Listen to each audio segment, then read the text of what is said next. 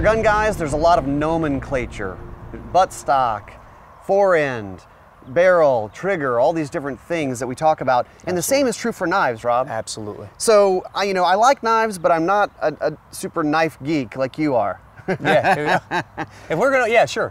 So let's talk about what's the terminology for these different types of, and basically the blades, I mean, I say there's a pointy end and a not pointy end, but it's a little bit more involved than that. Yeah, just the same way. Take us through that. Well, if we were gonna go ahead and get started with this one, let's just talk about the really, really, really basic stuff. So from here to here, we refer to as the spine.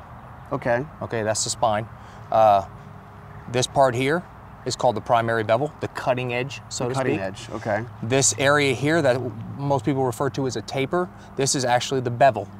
So you have, I mean, on a lot of knives, and you see this on, I guess, all of these. Yes. Where, yes, there is the sharp edge that people resharpen. Yes. But it does get thinner and thinner and thinner all the way down. Yes, it does. Yes, it does. I mean, that's for a reason. Yeah, absolutely. Absolutely. And you've got all your, obviously you got variations of those thereof, but very basically, you've got the primary bevel, the secondary bevel, the spine. In this case, we've got this, everybody always asks me, Rob, what are these little bumps called?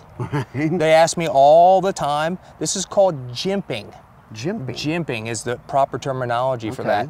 And depending on its placement is what you refer to it as, whether it's a break or or other types of terms. Sure. Depending, like right now, if I'm using this jimping this way, it's a thumb stop. Gotcha. Right? Okay. If I'm using it on a karambit or a ringed blade, it's now a break. Gotcha. So that I can stop and halt momentum in a spin. Okay. Okay? Now, also, you have this kind of more traditional hunting knife look. Yes. But it tapers up to the top here on this part. What is? Yes, it does. What's this called? So when we cut the back of the spine like this, that is referred to as a swedge. Okay. It's a swedge, and there's many different variations. As a matter of fact, we've got two of them here. We've got this traditional blade, which has a nice evenly tapered swedge all the way up to the point. And what that does, people are like, why do you guys do that? Well, it looks cool. But the other thing is you narrow down the cross section of the blade. Yeah. And it makes it very good for penetrating. Okay.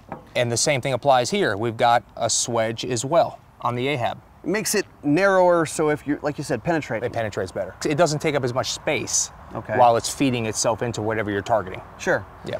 So just like guns, yes, sometimes they do these designs because it looks great. Yeah. But there's actually a lot of functionality. Yes, and here at Double Star and my designing, I try not to work that way. If it turns out looking cool, that's great. Okay. But it's really more use. Yeah. What are you using it for? Is it gonna do the job? That's really what's important to us. Well, terminology for knives, there's just a few of them. Yep. You can deep dive if you want to, right? Yes, you can, absolutely. The pond is deep.